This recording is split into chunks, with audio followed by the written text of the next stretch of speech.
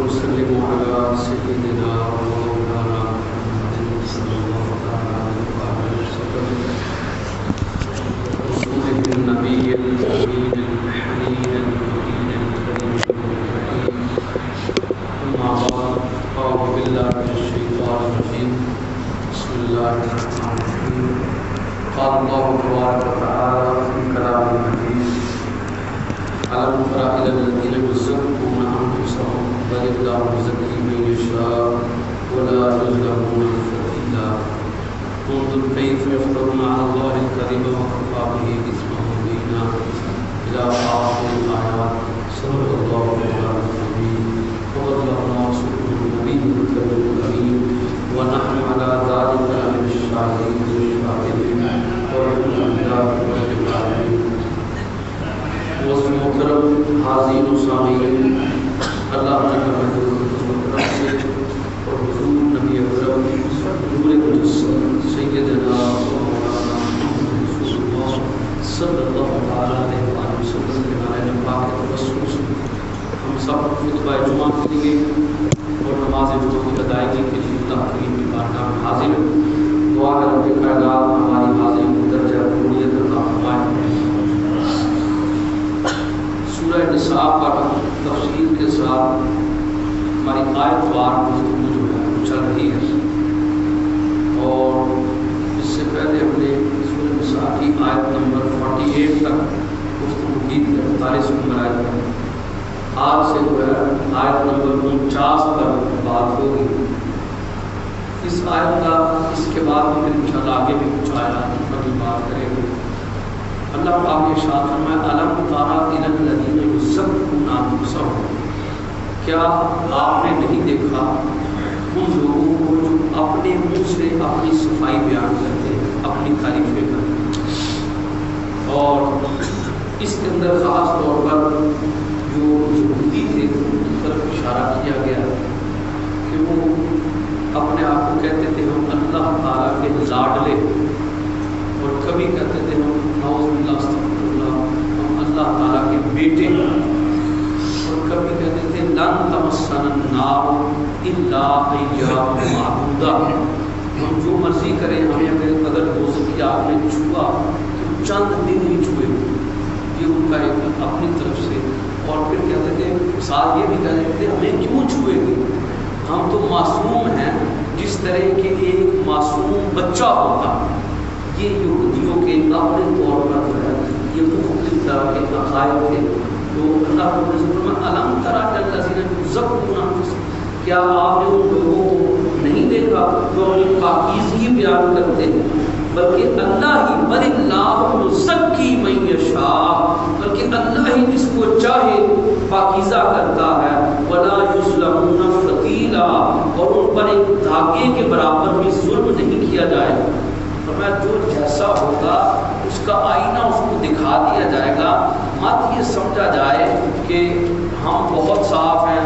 خاص طور پر جو لوگ، یہ بڑی اہم بات ہے مسلمانوں کے حوالے سے بھی، جو لوگ آخرت کے حوالے سے خود دعوے کر بیٹھے ہم بخشے بخشے، جو خود ایک کہ صحابہ کرام کو آقا علیہ السلام نے اشارہ تھا، وہ الگ بات ہے. رسول پاک صلی اللہ علیہ وسلم نے براہ راست صحابہ کرام کو اشارہ کرتا، لیکن ایک بندہ ہے کہ وہ آج کے دور میں دعویٰ کر رہا ہے کہ ہمیں قبر کے اندر کچھ نہیں ہو، ہم جو چاہیں کریں، ہاں جی ہمیں آخرت کا کوئی خوف نہیں ہے. ایسے دعوے کرنا یہ یہودیوں کا طریقہ، یہودی اس طریقے کا طریقہ ہے. اللہ پاک ہمارا بل اللہ یزکی من یشاء، اللہ تعالیٰ جسے چاہتا ہے خود پاک فرما دیتا ہے. یہاں تک کہ آپ دیکھیں اپنی تعریف کے اظہار کے لیے اپنا کوئی نام رکھنا، ایسا نام رکھنا، مثلا اپنا نام رکھ دینا نیکی، میں سراپا نیکی، یہ نام رکھ دینا، یہ نام رکھنے سے بھی منع کیا ہے. رسول اللہ صلی اللہ علیہ وسلم نے ایسے نام رکھنے سے بھی منع فرمایا ہے جن سے اپنی پاکیزگی اور اپنی تعریف کا اظہار ہوتا. امام مسلم بن حجاج قشیری روایت کرتے ہیں، حضرت ابو ہریرہ رضی اللہ تعالیٰ بیان کرتے ہیں کہ زینب کا نام برہ نیکی کرنے والی تھا. یہ بر سے نکلا. بر کا مطلب ہوتا ہے نیکی, اسی سے ہے برا, نیکی کرنے والا. ان سے کہا گیا کہ تم اپنی پارسائی بیان کرتی ہو, تو رسول اللہ صلی اللہ علیہ وسلم نے ان کا نام زینب رکھ دیا. اور میں آج کے بعد تیرا نام برا نہیں ہے بلکہ زینب. اب سنتے ہیں بڑی خاص بات اس. محمد بن عمر بن عطا بیان کرتے ہیں کہ میں نے اپنی بیٹی کا نام برا رکھا تو ان سے زینب بنت ابی سلمہ نے کہا کہ رسول اللہ صلی اللہ علیہ وسلم نے اس نام سے منع کیا. میرا نام برا رکھا گیا تھا تو رسول اللہ صلی اللہ علیہ وسلم نے فرمایا اپنی پارسائی نہ بیان کرو, اللہ ہی جانتا ہے کہ تم میں سے کون نیکی کرنے والا ہے. مسلمانوں نے کہا پھر ہم اس کا کیا نام رکھیں؟ آپ علیہ السلام فرمایا اس کا نام زینب رکھ دو. یہ منع فرما دیا, یعنی کوئی ایسا نام تک نہ رکھے جس سے اپنی بڑائی کا اظہار ہو. بڑی خاص بات ہے. آپ کا آگے کچھ ناموں کی مثال دی. حضرت سامرہ بن جندب رضی اللہ عنہ بیان کرتے ہیں کہ رسول اللہ صلی اللہ علیہ وسلم نے فرمایا یہ 4 نام اپنے بیٹوں کے نہ رکھو. افلح, نمبر 1 افلح, بہت زیادہ فلاح پانے والا, بہت زیادہ. اللہ ہی جانتا ہے کون فلاح کون کامیاب مفلح ہو. تو اپنی طور پہ اب اللہ پاک نے وہ فلاح تو اللہ نے دے لی, خود کو افلاح کہہ دیا. اس نام سے بھی منع فرما. رباح, نفع حاصل کرنے والا, نفع لینا اللہ کا کام. رباح اس سے یہ نام منع فرما. یسار, آسانی کرنے والا, اس نام سے بھی منع فرما. افلاح, رباح, یسار. اور چوتھا نام ہے نافع, نفع پہنچانے والا. نافع اللہ کا نام. عبد النافع رکھ لیں. کیا؟ عبد النافع رکھ لیں, یعنی نفع پہنچانے والے کا بندہ, نفع پہنچانے والے کا بندہ. یہ نام رکھ لیں. اس چیز سے بھی منع فرما دیا. امام ابو داؤد سلیمان بن اشعث سجستانی روایت کرتے ہیں کہ یہ بڑا واقعہ. مقدام بن شریح اپنے والد سے روایت کرتے ہیں کہ جب وہ اپنی قوم کے ساتھ رسول اللہ صلی اللہ علیہ وسلم کی خدمت میں گئے تو آپ علیہ السلام نے سنا کہ لوگ ان کو ابو الحکم کی کنیت کے ساتھ پکار رہے ہیں. اے ابو الحکم, بات سنو, اب یہ بھی سننے والی بات ہے. ابو الحکم کی کنیت سے پکار رہے. رسول اللہ صلی اللہ علیہ وسلم نے ان کو بلا کر فرمایا اللہ تعالیٰ ہی حکم یعنی فیصلہ کرنے والا ہے اور اسی کی طرف حکم راجع ہوتا. یہ حکم کے لفظ کو 3 طرح پڑھا جاتا ہے, غور سے سن لیجیے.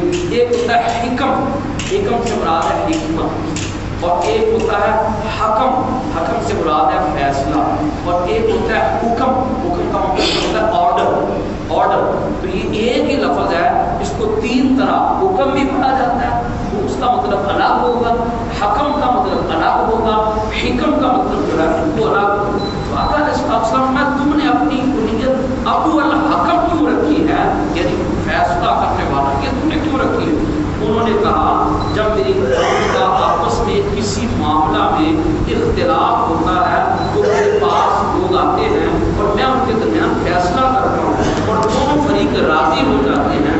رسول اللہ صلی اللہ علیہ وسلم نے فرمایا یہ تو بہت اچھی بات ہے, تمہاری اولاد کی ہے؟ اس نے کہا میرے 3 بیٹے, ایک کا نام ہے شریح, دوسرے کا نام ہے مسلم اور تیسرے کا نام ہے عبداللہ. آپ نے صلی اللہ علیہ وسلم نے فرمایا ان میں سے بڑا کون ہے؟ میں نے عرض کیا شریح بڑا ہے. آپ نے صلی اللہ علیہ وسلم نے فرمایا آج سے تم ابو شریح, ابو الحکم نہیں ہو, آج سے تم ابو شریح. یہ ابو کا لفظ تو صاف کرتا ہے یہاں سے کنیت بنتی ہے. جس شخص کا کسی شخص یا کسی چیز کے ساتھ زیادہ اشتغال ہو, یعنی وہ مشغول رہتا ہو کسی چیز کے ساتھ, اس کے ساتھ کنیت رکھ لیتا ہے. مثلا حضرت ابو ہریرہ رضی اللہ تعالیٰ عنہ کا بلی سے زیادہ اشتغال تھا, اس سے بہت مشغول رہتے تھے, تو ان کی کنیت ابو ہریرہ رکھ دی گئی. ابو کا مطلب ہے والا, ابو کا مطلب ہے والا یا صاحب, اور ابو ہریرہ کا معنی ہے بلی والا, وہ بلی سے بڑا پیار کرتے تھے, اس کا مطلب ہوا بلی والا. ابو کا مطلب والا ہے, اس لیے ابو شریح کا معنی ہے شریح والا. یہ بڑا اہم جملہ بتانے لگا, ایک بڑا اہم لفظ ہے, اس کو ذکر رکھیے گا. اس حدیث سے یہ بھی معلوم ہوا کہ اللہ کی صفات کے ساتھ کنیت نہیں رکھنی چاہیے. اس اعتبار سے ابو الاعلیٰ کنیت رکھنا بھی ٹھیک نہیں ہے. اگر کسی بندے نے اپنا نام ابو الاعلیٰ رکھ لیا ہے تو یہ بھی صحیح نہیں ہے، کیونکہ اعلیٰ اللہ کی صفت ہے. اعلیٰ کیا ہے؟ اللہ پاک کی صفت ہے. ابو الاعلیٰ کا کیا مطلب؟ اس طرح ایسے ناموں سے رسول اللہ صلی اللہ علیہ وسلم نے منع فرما دیا. کسی بھی حوالے سے یہ اپنی جو ہے برتری بیان کرنے کے لیے جو ہے اپنی تعریف کرنے سے، حتیٰ کہ نام سے بھی جھلکتی ہو، منع فرمایا. اب اس کے علاوہ ایکسیپشن بھی ہے. صحیح نیت کی بنا پر اپنی پاکیزگی اور اپنی فضیلت بیان کرنا جائز ہے. یہ الگ اب حدیثیں آ گئی، یہ بڑی خاص بات ہے. قرآن مجید اور ان حدیث میں اپنی پارسائی اور بڑائی بیان کرنے سے منع فرمایا. یہ اس وقت ہے جب انسان کسی پر اپنا تفوق، اپنی برتری ظاہر کرنے کے لیے اپنی بڑائی بیان کرے.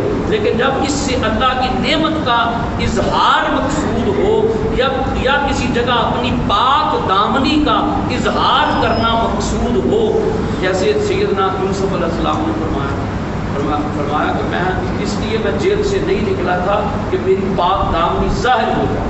یہ اعتراف کر لیں کہ انہوں نے خود ہی یہ عمل کیا.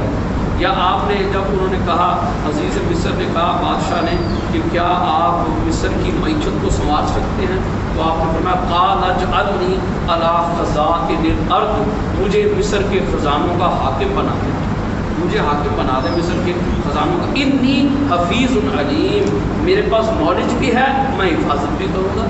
تو یہ ایسے مواقع پر چیزوں کا، جیسے لوگ کسی کے سامنے اپنا سی وی رکھ دیتے ہیں، کیریکولم ویٹا جو اپنا رکھ دیتے ہیں، یہ میرا سی وی ہے، میرے اندر یہ کیپیسٹی ہے، میں یہ کام کرنے جانتا ہوں. اس میں کوئی بڑائی مقصود نہیں ہوتی، بتانا مقصود ہوتا ہے کہ میں اللہ پاک نے مجھے یہ صلاحیت جو ہے عطا کی ہوئی. اب مثلا آپ سے کوئی کہتا ہے کہ جی آپ حافظ ہیں یا نہیں ہیں، تو آپ کو پھر بتانا پڑے کہ اللہ پاک کا شکر ہے میں نے قرآن پاک حفظ کیا. یہ جو بات نادان کہتے پھرتے ہیں کہ نہیں یہ حافظ ہی نہیں ہے گا، تو یہ جو ہے یہ اللہ پاک کا بڑا کرم ہے. الحمدللہ تعالیٰ قرآن پاک ہمارے سینے میں محفوظ ہے. تو مقصد یہ ہے کہ یہ بعض اوقات جو ہے پھر ایسی چیزیں موقع پر جو ہے وہ بتانی پڑتی ہے. یہ چیزیں یہ جائز ہے. یا کسی عیب اور الزام سے اپنی برات بیان کرنا مطلوب، یا اپنا حق اور اپنا مقام حاصل کرنے کے لیے اپنی محامد تعریفات بیان کرنا مقصود ہو، تو پھر اپنے محامد اور اپنے فضائل اور اپنی برات اور پاکیزگی کو بیان کرنا ایسی صورتوں میں جائز ہے جو کہ حضور علیہ السلام کی حدیثوں سے خود ثابت ہے.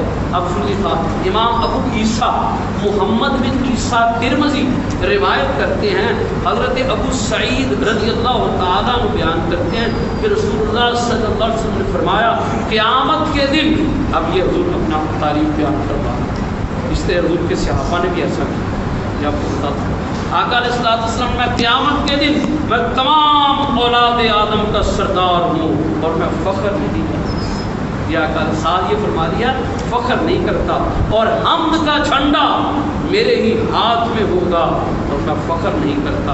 اور تمام بنی آدم ہوں یا ان کے غیر، سب میرے جھنڈے کے نیچے ہوں گے، اور سب سے پہلے میری ہی قبر کو کھولا جائے گا، لیکن میں فخر نہیں کرتا. یہ حدیث حسن صحیح ہے، اور یہ حدیث کافی لمبی ہے، اور بھی اس کے اندر الفاظ ہیں کہ آقا علیہ السلام میں قبر سب سے پہلے میری قبر کو کھولا جائے گا، اور ہزار فرشتے میرے ارد گرد ہوں گے، میرے ارد گرد ہوں گے، نور ہی نور میرے ارد گرد ہوگا. ولا فخر، میں پھر بھی فخر نہیں. اسی حدیث کو آگے چلتے کیا کہ اللہ تعالیٰ کی کرسی کے ساتھ مصطفیٰ علیہ السلام کی کرسی ہوگی جس کو مقام محمود کہتے ہیں. ولا فخر، میں پھر بھی فخر نہیں. یہاں تک یہ بھی فرمایا کہ جب سارے جنتی جنت کی طرف چلے جائیں گے اور جنت میں داخلے کے لیے انہیں اجازت نہیں مل رہی ہوگی، تو لوگ کہیں گے جنت کا دروازہ کھولا جائے، تو اندر سے آواز آئے گی انتظار ہو رہا ہے سید الاولین والآخرین محمد مصطفیٰ صلی اللہ علیہ وسلم. جب وہ تشریف لائیں گے خود جنت کا افتتاح کریں گے. تو آقا علیہ السلام جب جنت کا حضور علیہ السلام میں جب میں جنت کا افتتاح کروں گا سب سے پہلے مجھ پر جنت کا دروازہ کھولا جائے گا. بڑی پیاری بات ہے. فرمایا پھر میں جب جنت کے اندر قدم رکھوں گا تو رب کائنات خود میرا استقبال کر رہا ہوں. میں ولا فخر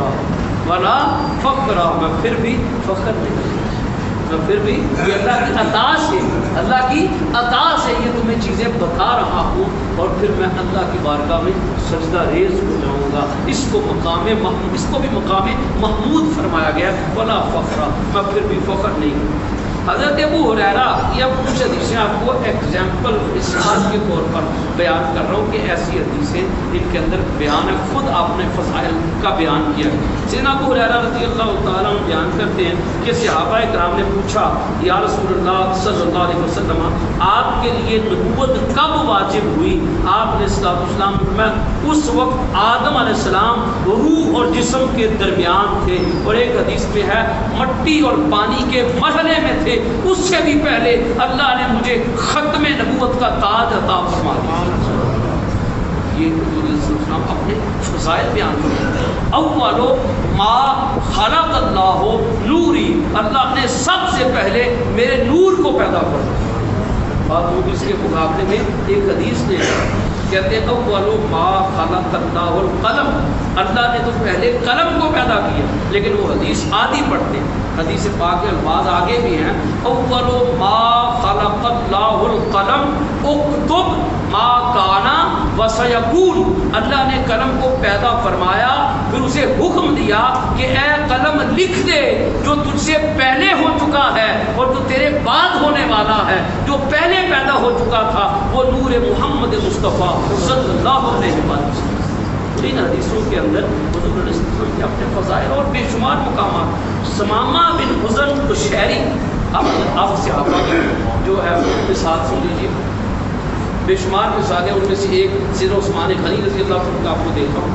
ثمامہ بن حزن قشیری بیان کرتے ہیں کہ جب باغیوں نے حضرت عثمان رضی اللہ تعالیٰ عنہ کا محاصرہ کیا ہوا تھا اس وقت میں ان کے سامنے حاضر تھا. حضرت عثمان غنی رضی اللہ عنہ کے سامنے حضرت عثمان غنی رضی اللہ تعالیٰ عنہ نے ان کی طرف متوجہ ہو کر فرمایا میں تمہیں اللہ کی اور اسلام کی قسم دیتا ہوں، کیا تم کو علم ہے کہ جب رسول اللہ صلی اللہ علیہ وسلم مدینہ تشریف لائے تو وہاں چاہے رما کے سوا اور کوئی میٹھے پانی کا کنواں نہیں مدینے کے اندر، باقی ہر طرف کھارا پانی، میٹھے پانی کا اور کوئی کنواں نہیں تھا. عثمان غنی فرماتے ہیں آپ علیہ السلام فرمایا چاہے رما یعنی روما کے کنویں کو خرید کر مسلمانوں کے لیے کون وقف کرے گا اور اس کے بدلے میں جنت میں اس سے بہتر چیز عطا کی جائے گی. تو اس کنویں کو میں نے، حضرت عثمان غنی فرماتے ہیں میں نے اس کنویں کو اپنے ذاتی مال سے خریدا تھا اور آج تم نے ظالموں مجھ پر اس کنویں کا پانی بند کر دیا ہے اور میں سمندر کا کھاری پانی پی رہا ہوں. یہ محاصرہ کرنے والوں نے سیدنا عثمان غنی رضی اللہ تعالیٰ عنہ کے ساتھ یہ سلوک کیا تھا. باغیوں نے یہ سلوک کیا تھا. لوگوں نے آپ نے بتایا کیا ایسا نہیں ہوا، میں نے چاہے رما کو نہیں خریدا تھا. لوگوں نے کہا اے اللہ ہاں، یعنی اے اللہ تو گواہ ہو جا عثمان غنی نے ایسا کیا. پھر حضرت عثمان غنی رضی اللہ تعالیٰ عنہ نے فرمایا میں تمہیں اللہ کی اور اسلام کی قسم دیتا ہوں کہ جب مسجد نمازوں سے تنگ ہو گئی، کون سی مسجد؟ مسجد نبوی، مسجد نبوی صلی اللہ علیہ وسلم نمازوں سے تنگ ہو گئی تھی تو رسول اللہ صلی اللہ علیہ وسلم فرمایا فلاں شخص کی زمین کو خرید کر مسجد کے ساتھ کون لاحق کرے گا اور اس کے بدلہ میں جنت میں اس کو اس سے بہتر چیز عطا کی جائے گی. سیدنا عثمان غنی فرماتے ہیں تو میں نے اپنے ذاتی مال سے زمین کو خریدا اور آج تم مجھ کو اسی مسجد میں 2 رکعت نماز بھی پڑھنے نہیں دیتے ہو.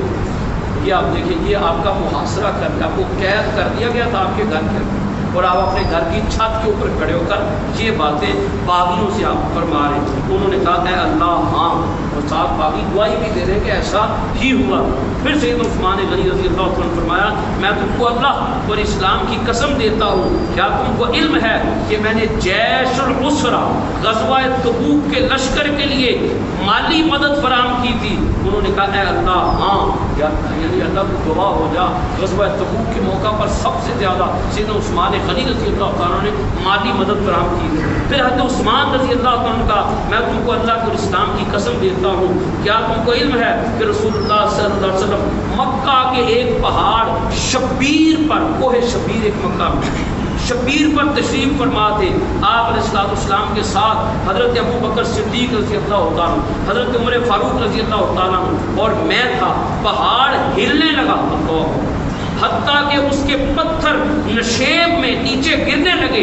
رسول اللہ صلی اللہ علیہ وسلم نے پہاڑ پر اپنا قدم مبارک مارا اور فرمایا, اے کوہ شبیر ساکن ہو جا, تجھ پر صرف اللہ کا نبی ہے, اللہ کا صدیق ہے اور 2 شہید کھڑے. کہ سیدنا عثمان غنی رضی اللہ عنہ فرما رہے, لوگوں نے کہا ہاں اے اللہ تو گواہ ہو جا, واقعی عثمان غنی کی یہ فضیلت ہے. حضرت عثمان غنی رضی اللہ عنہ کا اللہ اکبر, انہوں نے میرے حق میں گواہی دے دی اور 3 بار کہا رب کعبہ کی قسم میں شہید ہوں, میں شہید ہوں, میں شہید ہوں. یعنی آپ نے باقیوں کے سامنے آپ نے لیٹ ڈاؤن نہیں کیا, ہینڈز اپ نہیں کیا.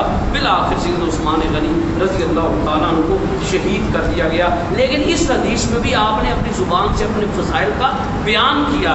جو آپ کو میں ٹاپک بتا رہا ہوں کہ اپنے فضائل کا بیان بعض مقامات پر جائز ہوتا ہے. ان احادیث سے معلوم ہوا کہ کسی صحیح غرض کی بنا پر اپنے فضائل بیان کرنا جائز ہے. نیز یہ بھی ہو سکتا ہے کہ قرآن مجید میں جو اپنی پاکیزگی اور تعریف کرنے سے منع فرمایا گیا ہے, اس کا مطلب یہ ہے کہ کوئی شخص یہ نہ بیان کرے کہ آخرت میں اللہ کے نزدیک اس کا یہ درجہ ہے اور جنت میں یہ مقام ہے اور وہ اخروی عذاب سے بری ہے. اور یہودی یہی کہتے تھے کہ وہ اللہ کے, نعوذ باللہ یہ کہتے تھے یہودی کہ وہ اللہ کے بیٹے ہیں, اس کے محبوب ہیں اور ان کو عذاب نہیں دیا جائے گا, اور اگر ہوا بھی تو صرف 40 دن ہوگا. اور اس لیے منع فرمایا کہ آخرت کا حال غیب ہے اور غیب کا علم نبی صلی اللہ علیہ وسلم کے خبر دیے بغیر کسی کو نہیں ہو سکتا. اور نبی صلی اللہ علیہ وسلم کو اللہ تعالیٰ براہ راست مطلع فرماتا ہے یا فرشتے کی وساطت سے آپ علیہ السلام کو اطلاع دی جاتی ہے. اور جو دنیاوی فضائل ہیں یا نبی صلی اللہ علیہ وسلم کے بتلانے سے جن درجات کا علم ہوا ان کا ضرورت کے وقت بیان کرنا جائز ہے. یہ ہے صحابہ کرام کے فضائل, اولیاء کرام کے فضائل, تابعین کے, تبع تابعین کے, محدثین کے, علماء کے, یہ جائز ہیں جیسے آقا صلی اللہ علیہ وسلم کی سنت اور صحابہ کے طریقے سے ثابت ہے. لیکن خواہ مخواہ اپنے میاں مٹھو بنتے رہنا. اب کوئی بندہ جس کے حوالے سے مشہور ہو, مسٹر 10% یا کوئی اور مشہور ہو, تو وہ اپنی فضیلتیں بیان کرنی شروع کر دے. اس کے بارے میں کہاں قرآن میں کوئی بات آئی, اس کے بارے میں کہاں حدیث کے اندر بات. علماء کے تو فضائل خود سیدنا محمد مصطفیٰ صلی اللہ علیہ وسلم نے بیان فرمائے. علماء کو العلماء ورثۃ الانبیاء, علماء انبیاء علیہ السلام کے وارث ہیں. علماء حق کو یہ کہا گیا. علماء سو جو ہے ان کی مذمت کی گئی ہے, علماء حق جو ہیں ان کے فضائل کا بیان کیا گیا ہے, حفاظ اکرام کے فضائل کا بیان کیا گیا ہے, شہداء کے فضائل کا بیان کیا گیا ہے, سخیوں کے فضائل کا بیان کیا گیا ہے, صالحین کے فضائل کا بیان کیا گیا ہے. یہ قرآن و حدیث سے اس نقطے کو میں نے آپ کے سامنے ظاہر کیا کہ خام خواہ اپنے کو میاں مٹھو نہیں بننا چاہیے. اس کے بعد اگلی آیت میں فرمایا انظر. اب آیت بار سنتے آئیے کہ میں آپ کو بیان کرتا جا رہا ہوں. انظر آیت نمبر 50 سورہ نساء. انظر کیف یفترون علی اللہ الکذب وکفی بہ اثما مبینا. دیکھیے یہ لوگ کس طرح اللہ پر جان بوجھ کر جھوٹا بہتان باندھتے ہیں اور ان کے لیے یہی اعلان گناہ کافی ہے. اللہ پر عمدن جھوٹ باندھنے سے مراد ان کا یہ دعویٰ ہے کہ وہ اللہ کے نزدیک گناہوں سے پاک ہیں, حالانکہ وہ نہ اللہ کے بیٹے ہیں نہ اس کے محبوب ہیں نہ گناہوں سے پاک ہیں. تو یہودی خام خواہ نعوذ باللہ استغفر اللہ ایسے دعوے کیے چلے جا رہے ہیں. اس کے بعد فرمایا الم تر الی الذین اوتوا نصیبا من الکتاب یؤمنون بالجبت والطاغوت ویقولون للذین کفروا هؤلاء اهدی من الذین آمنوا سبیلا. کیا آپ نے ان لوگوں کو نہیں دیکھا جنہیں آسمانی کتاب سے حصہ دیا گیا, وہ بت اور شیطان پر ایمان لاتے اور کافروں کے متعلق کہتے ہیں کہ یہ لوگ ایمان والوں کی بنسبت زیادہ صحیح راہ پر ہیں. یہ یہودیوں کا طریقہ نعوذ باللہ. وہ کافروں کو کہتے تھے یہ زیادہ ٹھیک ہے. اب یہ نام نہاد ایمان رکھنے والے لوگ, نام نہاد کتاب پر ایمان رکھنے والے لوگ, نام نہاد یہ کہتے ہیں کہ ہم اللہ کو بھی مانتے ہیں لیکن ان کا عمل ایسا تھا. اب اس آیت کے اندر جبت کا ایک لفظ آیا. ہر وہ چیز جس کی اللہ کے سوا عبادت کی جائے اس کو جبت کہتے ہیں، جے جیم با اور تا، جبت اس کے لیے لفظ استعمال۔ عطیہ نے حضرت اپنے ابن عباس رضی اللہ عنہ سے روایت کیا کہ جبت سے مراد بت ہیں اور طاغوت سے مراد بتوں کے ترجمان ہیں۔ طاغوت کہا جاتا ہے بتوں کے وہ ترجمان جو بتوں کے سامنے بیٹھے ہوئے ہوتے ہیں اور بتوں کی طرف منسوب کر کے لوگوں سے جھوٹی اور من گڑت باتیں بیان کرتے ہیں تاکہ لوگوں کو گمراہ کر دیں۔ سیدنا عمر فاروق رضی اللہ تعالیٰ نے فرمایا جبت سے مراد جادوگر ہے، جادوگر ہے، وہ بھی انہیں مشرکین کے انہیں کے کھاتے میں آتے ہیں۔ اور طاغوت سے مراد شیطان ہے۔ مجاہد نے کہا طاغوت سے مراد وہ شیطان ہے جو انسانوں کی صورت میں آتا ہے اور لوگ اس کے پاس اپنے مقدمات پیش کرتے ہیں۔ مجاہد نے ایک تفسیر یہ بھی بیان کی کہ طاغوت سے مراد کاہن ہے اور جبت سے مراد صاحب جادوگر ہے۔ حضرت ابن عباس سے ایک تفسیر یہ بھی بیان کی ہے کہ جبت سے مراد ایک یہودی عالم حی بن اخطب ہے اور طاغوت سے مراد ایک یہودی عالم کعب بن اشرف ہے۔ یہ دونوں مکہ کے اندر گئے اور مکہ والوں سے انہوں نے مذاکرات کیے۔ اس وقت ابو سفیان نے کہا ہم تو بتوں کو پوچھتے، محمد صلی اللہ علیہ وسلم کہتے ہیں اللہ وحدہ لا شریک ہے، اے یہودیوں بتاؤ کیا وہ محمد صلی اللہ علیہ وسلم مدینے کے وہ سچے ہیں؟ ابو سفیان نے کہا یا کہ ہم مکے والے سچے ہیں جو بتوں کو پوچھتے ہیں۔ تو نعوذ باللہ استغفر اللہ العظیم، یہ جو اللہ کو ماننے کا دعویٰ کرنے والے یہودی تھے انہوں نے اس وقت اپنی ہمدردی جتانے کے لیے بتوں کے سامنے سجدہ کر دیا۔ بتوں کے سامنے یہ لوگ، یہ کعب بن اشرف اور یہ حی بن اخطب، یہ یہودی جو تھے یہ اور ان کے پیچھے کے کچھ پیروکار تھے، یہ سارے کے سارے ان کے سامنے سجدہ رہے۔ اس وقت اللہ پاک نے فرمایا اولئک الذین لعنهم اللہ ومن یلعن اللہ فلن تجد له نصیرا، ایسے ہی لوگوں کی پر اللہ کی لعنت ہے اور جس پر اللہ لعنت کر دے اس کے لیے پھر کوئی مدد کرنے والا نہیں، اس کے لیے کوئی، یعنی اللہ تعالیٰ کو اپنی رحمت سے دور کر دیتا ہے۔ پھر یہودیوں کے بخل کی مذمت کی گئی ہے۔ اللہ تعالیٰ فرماتا ہے ام لہم نصیب من الملک، کیا ان کے حصے میں کوئی سلطنت آ گئی ہے؟ وَإِذًا لَا يُؤْتُونَ النَّاسَ نَقِيرًا، اگر ایسا ہوتا تو یہ لوگوں کو تل برابر بھی کچھ نہ دیتے۔ دنیا میں بخیل ترین قوم اگر کوئی ہے یہودیوں کی قوم ہے۔ اس کے بعد اللہ پاک نے اگر ان کی مذمت کی گئی ام یحسدون الناس علی ما آتاہم اللہ من فضلہ فقد آتینا آل ابراہیم الکتاب والحکمت وآتیناہم ملکا عظیما، یا یہ لوگوں سے اس چیز پر حسد کرتے ہیں تو اللہ نے ان کو اپنے فضل سے عطا فرمائی ہے۔ تو بے شک ہم نے آل ابراہیم کو کتاب اور حکمت عطا کی تھی اور ہم نے ان کو ملک عظیم عطا فرمایا۔ یہودی آقا علیہ السلام سے حسد کرتے ہیں، کس بات پر؟ کہتے تھے یہ بنی اسرائیل میں کیوں نہیں تشریف لائے، بنی اسماعیل میں کیوں آ گئے؟ اسی بات سے، اسی حسد کی بنا پر یہودی سیدنا محمد مصطفیٰ صلی اللہ علیہ وسلم پر ایمان نہیں لے کر ہے۔ سب سے بڑا انہیں حسد یہی تھا۔ اور اس کے بعد وہ یہ بھی ایک تانا دیتے تھے، کہتے تھے کہ یہ ملک سے مراد ایک تو یہ ہے کہ انہیں سلطنت مل گئی، دوسرا یہ ہے کہ نبی پاک صلی اللہ علیہ وسلم کی اتنی بیویاں کیوں، حالانکہ جن نبیوں کو یہ بنی اسرائیلی یہ یہودی مانتے ہیں، سیدنا داؤد علیہ السلام کی 99 بیویاں، سیدنا سلیمان علیہ السلام کے بارے میں پڑھیں ان کی 100 بیویاں تھیں، اور اسی طرح ایک روایت کے اندر ہے کہ ان کی 300 تک بیویاں تھیں۔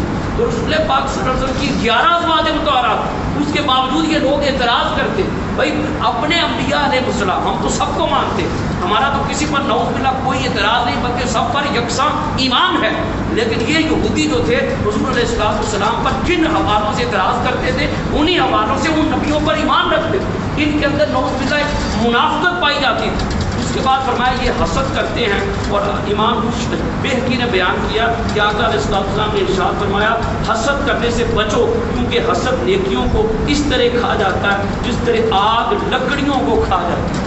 آگ لکڑی کو جلا کے راکھ کر دیتی ہے، بندہ بڑا ہی نیک ہو، بہت اچھا ہو، بہت اچھا، لیکن اندر ہی اندر جل رہا، کسی کے بارے میں حسد کر رہا ہے تو وہ جلتا جلتا یاد، اس کا آپ نے دیکھا نا حاسد، جیلسی، جلنے والا، تو جب جلنے والی چیز کبھی پھر باقی رہتی، جلنے والی پھر جل ہی جاتی ہے، جلنے والی ختم ہی ہو جاتی ہے۔ اس لیے فرمایا کہ یہودیوں کا طریقہ تھا جو رسول پاک صلی اللہ علیہ وسلم سے حسد کیا کرتے تھے. وَمِنْهُمْ مَنْ آمَنَ بِهِ وَمِنْهُمْ مَنْ صَدَّ عَنْهُ وَكَفَىٰ بِجَهَنَّمَ سَعِيرًا. سو ان میں سے بعض لوگ اس پر ایمان لائے اور بعض لوگوں نے اس سے منہ موڑا اور ان کے لیے بھڑکتی ہوئی دوزخ کی آگ اللہ نے تیار کر رکھی ہے.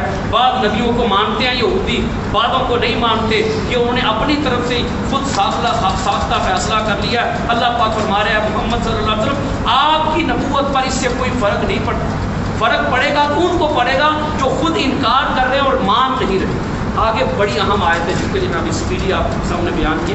ان الذین کفروا بآیاتنا سوف نصلیہم نارا. بے شک جن لوگوں نے ہماری آیتوں کا انکار کیا ہم ان کو ان قریب آگ میں جھونک دیں گے. کلما ناضجت جلودہم بدلناہم جلودا غیرہا لیذوقوا العذاب. جب بھی ان کی کھالیں جل کر پک جائیں گی ہم ان کی کھالوں کو دوسری کھالوں سے بدل دیں گے. یہ عذاب کا ذکر کیا جا رہا ہے. اس کے بعد میں ان اللہ کان عزیزا حکیما, تاکہ وہ عذاب کو ہمیشہ چکتے رہیں. بے شک اللہ تعالیٰ غالب حکمت والا. دوزخ میں جلی ہوئی کھالوں کو دوسری کھالوں سے بدل دیا جائے گا. اس کے بارے میں حدیثیں سنیں. جو لوگ نعوذ باللہ استغفر اللہ دوزخ میں جلائے جائیں گے خاص طور پہ کفار, تو ان کے اور یا جو نعوذ باللہ برے کام کرتے ہوں گے ایمان کے جھوٹے دعوے دار, ان کو آپ اس کے بارے میں کیا روی بیان کرتے ہیں کہ کافروں کی کھال 40 ہاتھ موٹی ہو جائے گی. 40 ہاتھ موٹی اور ان کا دانت 70 ہاتھ بڑا ہو جائے گا اور ان کا پیٹ اتنا بڑا ہوگا کہ اس میں پہاڑ سما جائے گا. یہ کافروں کی شدت کا ذکر کیا جاتا ہے. حسن بیان کرتے ہیں ایک دن میں 70,000 بار ان کی کھال جلے گی اور پھر بدلتی جائے گی. 70,000 بار. کلما ناضجت جلودہم بدلناہم جلودا غیرہا لیذوقوا العذاب کا یہ مطلب ہے.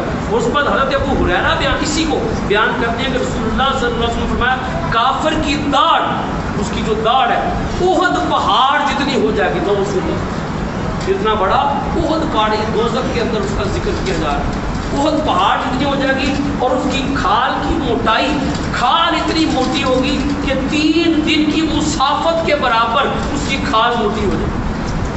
اس قدر جو ہے ان کے جسے بڑے ہو جائیں گے. حضرت ابو ہریرہ رضی اللہ عنہ بیان کرتے ہیں کہ رسول اللہ صلی اللہ علیہ وسلم فرمایا دوزخ میں کافر کے 2 کندھوں کے درمیان اتنا فاصلہ ہوگا جتنا فاصلہ ایک تیز رفتار سوار 3 دن میں طے کرتا.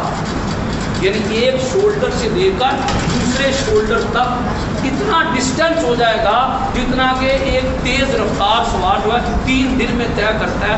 اس قدر ان کے جسم جو ہیں وہ پھیلا دیے جائیں.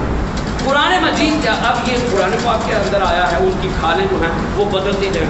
اب غور سے سنیں ان آیات کا کیا مطلب. قرآن مجید کی اس آیت پر یہ اشکال ہوتا ہے. اب جو ذہن میں کوئی سوال خالی ہوا اس کے جوابات محققین اسکالرز جو ہیں وہ دے رہے ہیں کہ کافر کی کھال جلنے کے بعد اس کو نئی کھال دی جائے گی اور اس کو عذاب دیا جائے گا.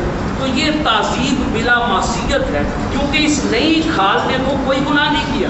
سوال بڑا خاص ہے اور یہ اللہ تعالیٰ کے طریقہ کے خلاف ہے. اب اس کا ایک جواب تو یہ ہے, سننی بڑی خاص بات ہے, ایک چند سوالوں کے جواب سن کہ یہ عذاب جو ہے یہ روح کو دیا جاتا ہے. ایک جواب یہ دیا گیا اور دوسرا یہ صحیح جواب یہ دیا گیا ہے کہ امت کی میجورٹی یہ کہتی ہے کہ یہ روح اور جسم دونوں کو عذاب دیا جاتا ہے. حضرت عبداللہ اب اس پر وہ دلیل پیش کرتے ہیں. حضرت عبداللہ ابن عمر بن العاص رضی اللہ عنہ بیان کرتے ہیں کہ ایک سفر میں نبی صلی اللہ علیہ وسلم ہم سے ذرا پیچھے رہ گئے. آپ علیہ السلام بعد میں ہم سے آ ملے.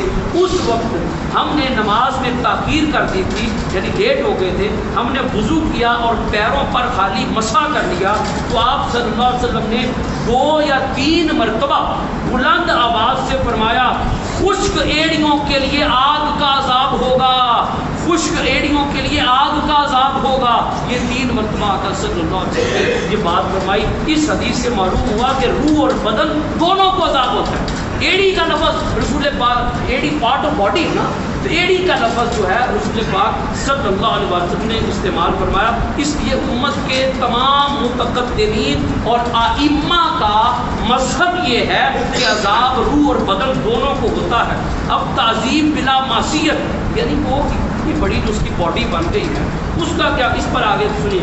اس لیے اس اشکال کا صحیح جواب یہ کہ کھال کے جل کر پکنے کا معنی ہے اس کا سیاہ پڑ جانا، اور اس کو دوسری کھال سے بدلنے کا مطلب یہ ہے کہ اللہ تعالیٰ اس کھال کا رنگ اپنی قدرت کاملہ سے دوبارہ سفید کر دے گا.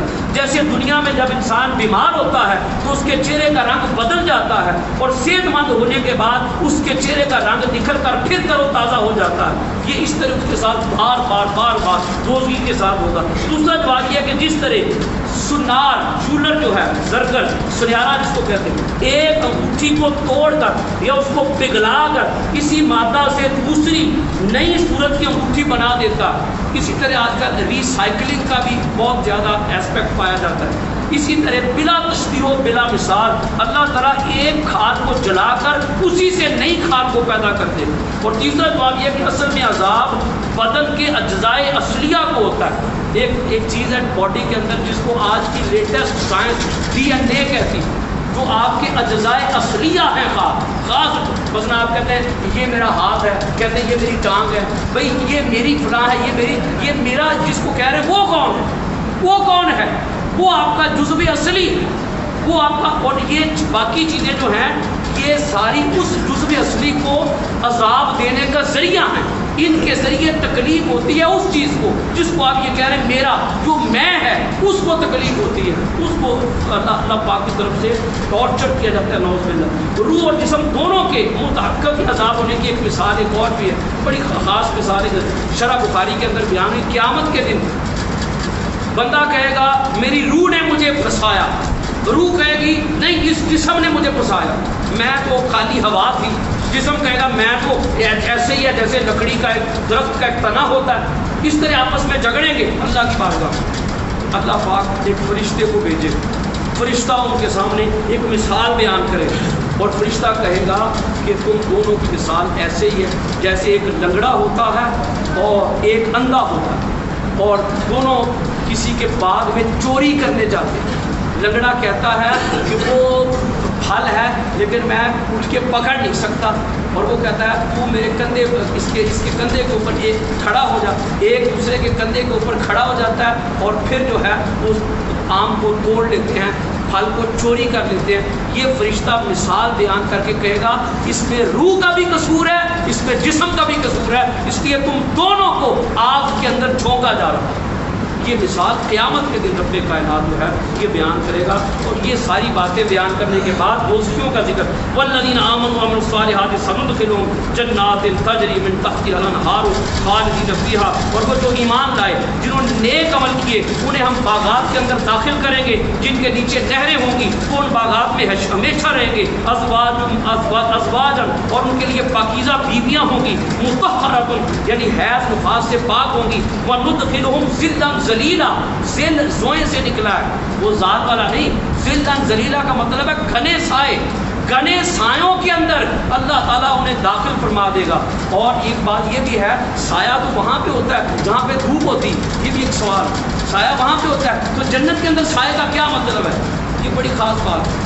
تو جب قیامت کی ہولناک گرمی ہوگی، اللہ پاک جب انہیں جنت میں داخل کرے گا تو وہاں ایسا وقت ہوگا، یہ حدیث پاک میں بڑی خاص بات ہے، ایسا وقت ہوگا جو صبح کا وقت ہوتا ہے جب ابھی سورج نکلا نہیں ہوتا، بڑا سہانا، میٹھی میٹھی، ٹھنڈی ٹھنڈی، پیاری پیاری جو صبح ہوتی ہے.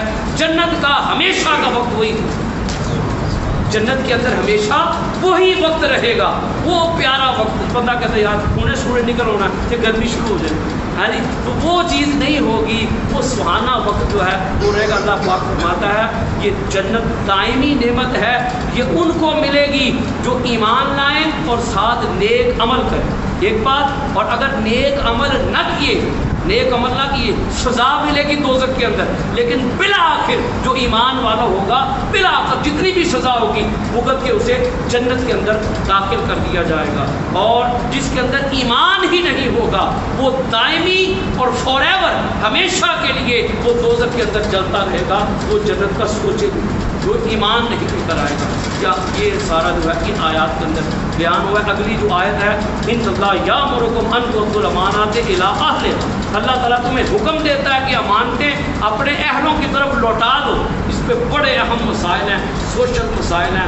امانت کا کنسیپٹ جو ہے وہ بہت وسیع ہے، جتنا امانت کا کنسیپٹ وسیع اتنا ہی خیانت کا کنسیپٹ جو ہے وہ وسیع ہے۔ اس پر انشاءاللہ پھر ہم بات کریں گے۔ آخر میں یہ اعلان سماعت کر لیں، چونکہ یہ شعبان المعظم ہے، اگلی جمعرات کو یہ جو آنے والی اس دفعہ جو جمعرات آئے گی، اس جمعرات کو شب برات آ رہی، توبہ کی رات آ رہی، بڑی برکتوں والی رات ہے، اور اس دن اللہ تعالیٰ سب ایمان والوں کی بخشش کر دیتا ہے، سوائے اس کے جو والدین کا نافرمان، وہ ساری رات بھی جاگتا رہے، اس کی بخشش نہیں ہوتی جب تک کہ والدین کی فرما برداری اختیار نہ، شرابی کی بخشش نہیں ہوتی، تکبر کرنے والے کی بخشش نہیں ہوتی، رشتہ داروں سے تعلق توڑنے والے کی بخشش اس رات بھی نہیں ہوتی ہے۔ تو اس سے پہلے اپنے معاملات کو سنوار لیں۔ اس رات انشاءاللہ العزیز ہماری جامع مسجد اعظم گارڈن میں حسب معمول جیسے ہوتا ہے ہر سال، اس دفعہ بھی شب برات کو عظیم الشان اجتماع ہوگا، اور پھر انشاءاللہ سحری کے وقت جو ہے، کیونکہ اگلے دن کے روزے کی بڑی فضیلت ہے، جمعے کو روزہ آ رہا ہے، بعض لوگ کہتے ہیں جمعے کو روزے کے حوالے سے، تو جمعے کا روزہ جائز ہے، اگر آپ کی ذاتی طور پر جمعرات ایک پہلا دن بھی بہت بابرکت ہے، وہ سنت سے بھی ثابت ہے، تو 2 دن روزہ رکھ لیں، یہ اور ثواب ہوگا۔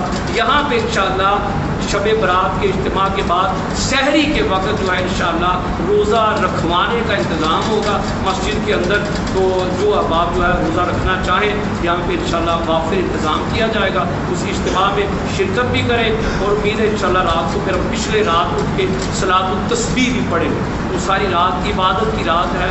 آگے یہ جو دن اور راتیں آ رہی ہیں یہ عبادت کے دن اور راتیں ہیں کثرت کے ساتھ۔ اللہ تعالیٰ ہم سب کو اپنے نیک اور مقرب بندوں میں شامل فرمائے۔ وآخر دعوانا ان الحمد للہ۔